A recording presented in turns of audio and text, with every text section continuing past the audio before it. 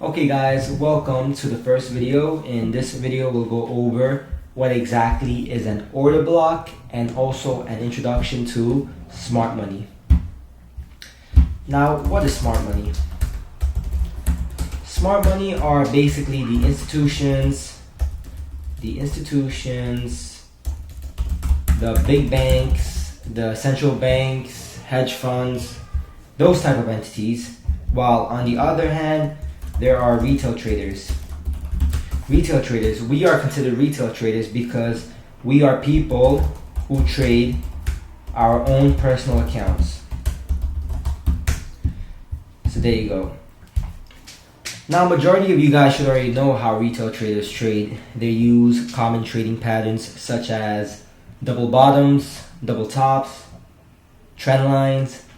And for those of you who don't know how retail traders trade, you can always look it up online. Just look up common retail trading patterns.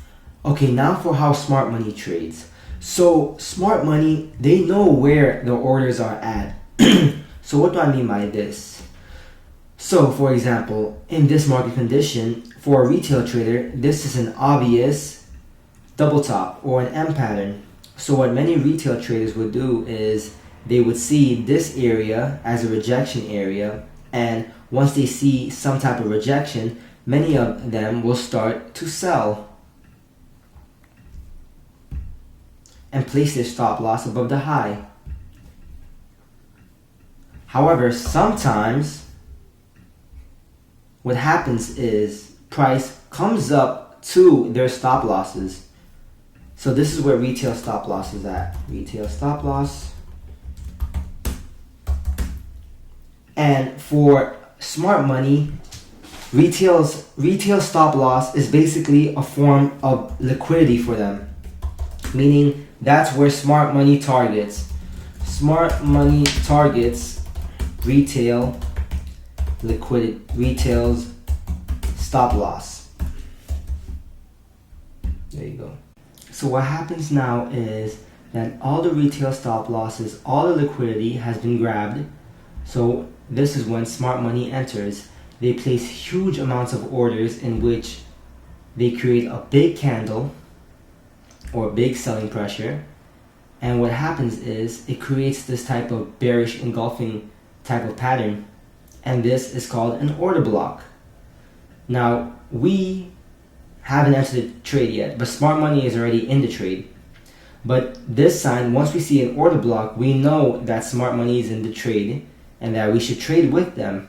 So price continues to come down and price comes back up. It comes to the order block, and this is when we would enter.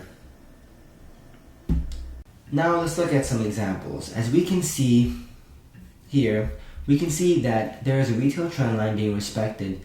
So we know that there is retail stop losses under here or liquidity. And what happens is price comes down, grabs all the liquidity, and comes to this 1 hour order block. And as we can see here, price rejects off it cleanly. Now we can see another 1 hour order block, but price never came back to it.